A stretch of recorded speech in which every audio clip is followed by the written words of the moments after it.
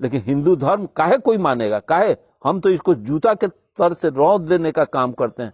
हिंदू धर्म में जिंदा जलाने का काम किया है, वो जिंदा दफनाने का इस्लाम काम किया, तब न जाकर के मोहम्मद का प्रादुर्भाव हुआ। भारत में अंग्रेज आया है, राजा राम मोहन राय, इस बुराई को, तो ये संपूर्ण सिर्फ आर्यों में, हिंदुओं में ही बुराई थी सती प्रथा का, लेकिन यहाँ के कोयरी कुम्हार, कानू कलवार, बैकवर्ड में ये बुराई चमार दुसाद में नहीं थी। हम लोगों की बहुएं दूसरी शादी कर लेती थी, लेकिन सबन, चूंकि इसलिए कोई अपनी बेटी को जलाने में हार्ट अलाउ नहीं करेगा, क्योंकि वो तो लूटी हुई उनकी बहू थी, उनकी बहु बेटियों, उनके पास जो है आज भी सवर्णों के घर में जो बहु बेटियां हैं, वो पिछड़े वर्ग, दलित पिछड़े को जो आर्य लोग आए, इसी समाज के बहुजनों के, अर्जकों समाज के, पिछड़ों के समाज के अच्छी अच्छी लड़कियों को लूट करके ये धर्म पत्नी बना के अपना शादी किया। इसलिए देखे कि हम मर गए तो ये काहेला बेविचार होगा, इसको जलाइए दो। अरे वस्तु है, लकड़ी है कि इंसान को जलाने का, आज तो जला ले कोई।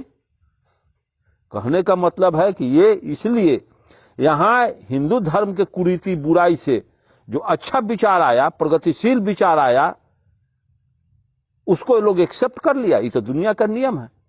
आज भी मार्क्स ने तो कहा कि दुनिया के सारे धर्म अफीम है, तो इसको छोड़ करके सारे हम लोग कम्युनिस्ट पार्टी में चले गए। दैट धर्म तरम कुछ नहीं हुआ, कर्म के अलावे सारा ये धर्म ड्रामा है, सारा ये धर्म लूट खसोट पर आधारित है, पाखंड पर आधारित है। बिना धर्म का मैं जिंदा हूं तो और काहे न कोई दूसरा जिंदा रहेगा। धर्म तो मानव पर थोपी गई व्यवस्था है, काहे इसको गलत चीज को लेकर। धर्म का बात है तो कोई धार्मिक आदमी रेल क्यों नहीं बनाया? कोई मस्जिद में, गुरुद्वारा में, गिरजाघर में, या कोई मस्जिद में, या कोई हिंदू के मंदिरों में जहां विश्वकर्मे भगवान 56 करोड़ देवता, क्यों ना एक मोबाइल बना करके लोग बात किया देवी देवता। देवते जब है तो एक के छप्पन लिया क्यों नहीं? इंसास क्यों नहीं रखा? रॉकेट पर क्यों नहीं? हवाई जहाज पर क्यों नहीं? ये सब काल्पनिक चीजें हैं। ब्राह्मण तो हर को मस्तिष्क में था नहीं। देवी देवता बना देंगे तो इसको कैसे चलेगा, कथी भोजन करेगा? और खाना पीना तो सारे देवी देवताओं का देखे, कोई मटकी से पैदा ले लेगा, कोई हर जोतने से पैदा, ये सब देखने के बाद तो ब्रेन एथी हो जाता है, गंदा हो जाता है। कोई इंसान पहाड़, लक्ष्मी समुद्र के बेटी है, कोई आदमी समुद्र में 2 घंटा अगर डुबकी मार ले तो दम फूल के मर जाएगा उसी में। तो समुद्र में वह लक्ष्मी पाल के रखे हुए था, समुद्र में बच्चा पैदा करेगा, सीता खेत में से पैदा। इस सब बात को देखने के बाद सारे के सारे ये कपोल कल्पित बातों को समाज को उलझा करके इसी में रख दिया। इस चीज को कभी नहीं मानना चाहिए हमें कि ये सीता सब बकवास है।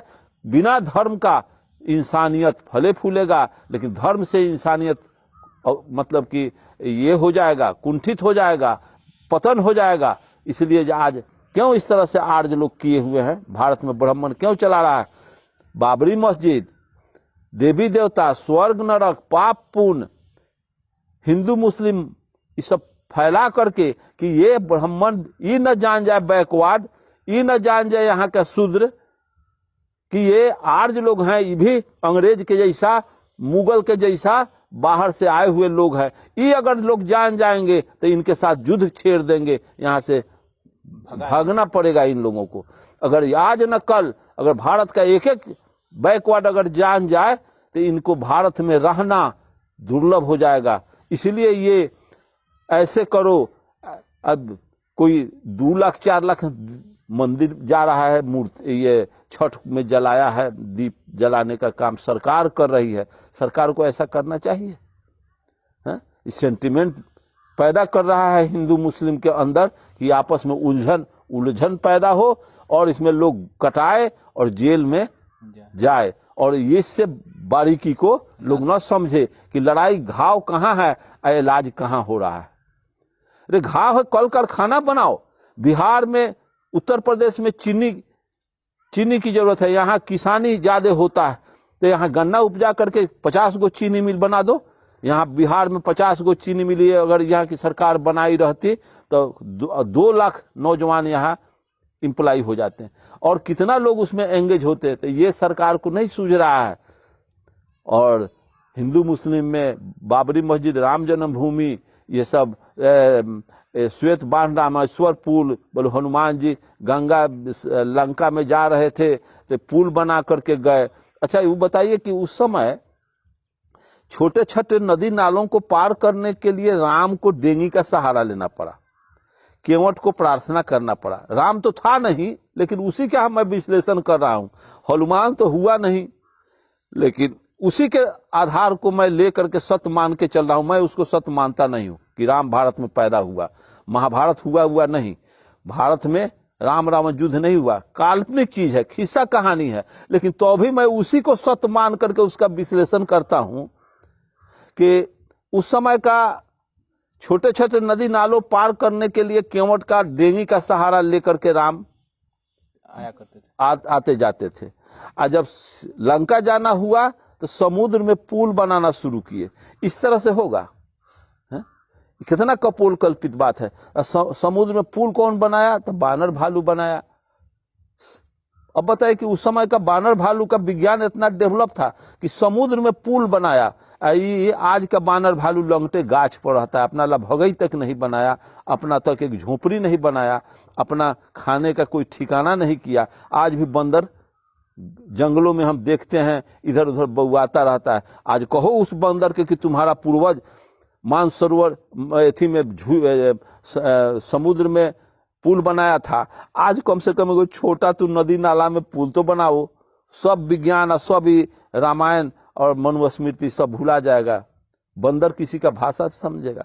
ये सब कल्पोल कल्पित बात है, इसमें कभी नहीं भगवान होता नहीं है। मैं तो धन कहता हूं परियार रामास्वामी नायकर को, उन्होंने मार्स के जैसा भारत में बेजोड़ का दर्शन दिया है। जो बाबा साहब अम्बेडकर, ज्योतिबा फूले, राम स्वरूप वर्मा का चिंतन को पुरस्कृत करने का हम दलित पिछड़ों का काम है कि अगर अर्जकमय हो जाए भारत के लोग तो ब्राह्मणवाद स्वतः अपने आप समाप्त हो जाए। हम ब्राह्मण को नहीं घर में बुलाएंगे, हम अपने ढंग से शादी ब्याह कर लेंगे, शोक सभा मरने के बाद कर लेंगे। कलकत्ता जाओ तो पंडित जी से पूरा पूर्व का यात्रा है कि ना, इसकी क्या आवश्यकता है जी? इसको कोई चीज नहीं, ना कोई धर्म होता है। रेल चलने के लिए कोई पूर्व पश्चिम की बात नहीं है, डेली चल रही है रेल, किसी दिशा में रेल, किसी दिशा में हवाई जहाज फ्लाइट कर रहा है। ऐसी व्यवस्था हमको कहीं जाना होता है तो हम कहाँ किसी से पूछते हैं। अब तो हम अपना जीवन अंतिम स्टेज में पहुंचा दिए हैं। काहे ना हमको हनुमान जी कहीं उठा के पटक दिया, काहे ना हमको भूत कहीं धर लिया, जबकि हमेशा भूत से का हम विरोध करते रह गए। भूत को तो चाहिए कि हमको घोड़े में उठा के पटक देना चाहिए। अभी 80 वर्ष के उम्र में तो अपने हम ढमनिया करके मर जाएंगे।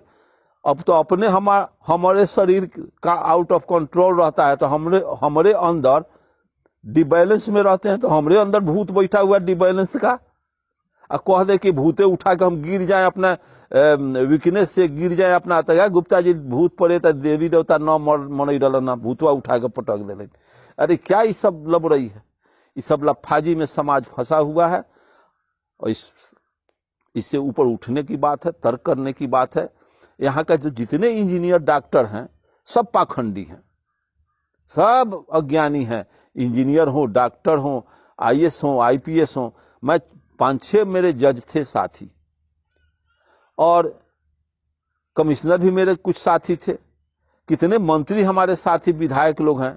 हाथ में बद्धी बांधता है, धागा बांधता है, अंगूठी पहनता है, गोरह कटवाता है। क्या वो क्वालिफिकेशन है उसके पास? क्या नौकरियां पढ़ाई है, नौकरी कर रहा है। लोग उसका आदर करते हैं इसलिए कि वो सर्विस में है, पावर में है, इसलिए लोग, नहीं तो कुत्ता का जितना कद है उससे फाजिल उन लोगों का कद नहीं।